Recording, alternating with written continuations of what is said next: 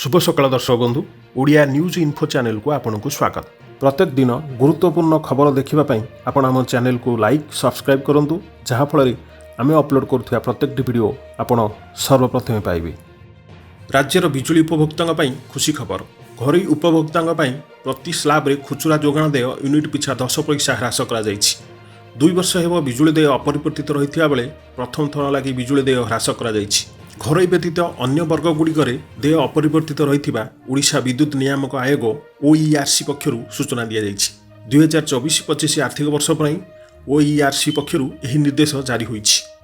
सूचना अनुसार 25 यूनिट पर्यंत घरोई उपभोक्ता यूनिट पिछा 3 टंका लेखाएं आदाय होता एणिकी से 2 टंका 90 पैसा पैठ करेंगे।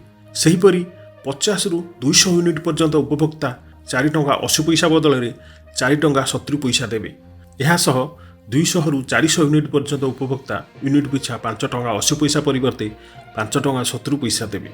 400 यूनिट रु अधिक क्षेत्र में यूनिट पिछा 6 टंका 20 पैसा बदल में 6 टंका 10 पैसा रखा जाइछि।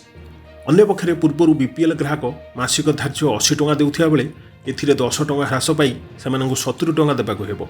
ई बिल नेउथिया ग्राहक मानंकु बिल पिछा 10 टंका रिहाती मिलिबो। सेहीपरि प्रीमियम सबुज शक्ति शुल्क को यूनिट पिछा 25 पैसा रु 20 पैसा ह्रास करा जाइछि।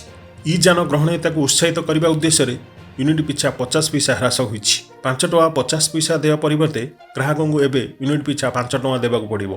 प्रीपेड मीटर देय क्षेत्र में ग्राहक 4% रिहाती पाइबे।